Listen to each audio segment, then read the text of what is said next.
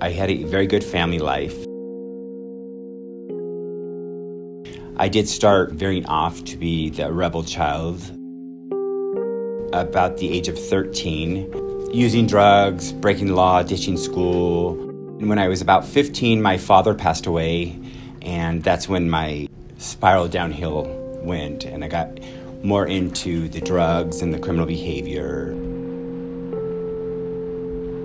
I spent some time in the California Department of Corrections, and I got off on parole, and I came back to Nevada and continued the lifestyle that I was, still being a drug addict, breaking the law, doing the same crime as I was doing before. I ended up with more cases and, of course, going to prison here in Nevada.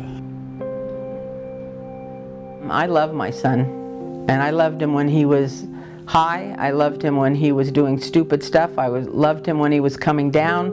I loved him when he was committing crimes. I love my son, and there's no changing that. I just knew that I had to be there for him all the time, and I always will. I decided when I was sitting in my cell in the fish tank at High Desert State Prison that I was tired of the lifestyle I was living, and for some odd reason, a blue book came under my cell door. It was Narcotics Anonymous, and I sat there for my 4 months in the fish tank reading that book, and I realized that the stories in the book, there was a little piece of me in every one of the stories, and that's when I realized that I wasn't alone out in the world, and that there was other people like myself. I made a promise to myself, and only to myself, that I would change my life, and I would keep going back to prison and continue using drugs.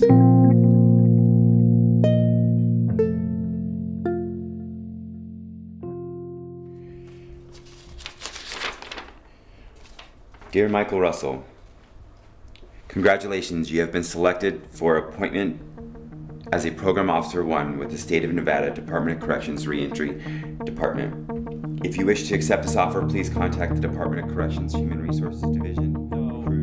Step 3. Step 4.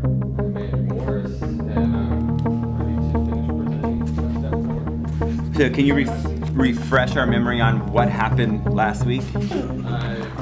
It's so amazing to me that I'm able to give back what was given to me freely. 4 hours of MRT. My work is so rewarding. I could come in here and talk to the inmates that are currently incarcerated and let them know there's hope. So we're going to congratulate Baraza on passing step 4. I always share with them that I'm a Hope for Prisoners graduate because I learned a lot from that program. Even though I wasn't ready to change when I went through that program, it still gave me the tools and the needed things to be successful in life. So when I was ready, all those things I learned in Hope for Prisoners, I was able to take in the community and get where I'm at today. Step 5 is all about beginning the process of healing the many injuries that you have inflicted on your many relationships. In so doing, you also start to repair the injury you have caused yourself.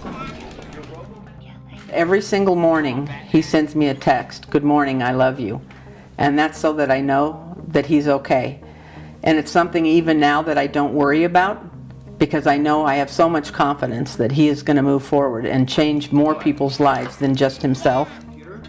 Okay, he's working on the computer. People do change. It's so important to know that inmates are human beings, regardless of what anybody thinks. People make mistakes, but if we give them the tools and the skills they need to be successful in the world, the tools that you teach anybody, they'll remember when they're ready to change. So congratulate Ms. Carmen on passing step 15. 14. I'll do 15. Okay.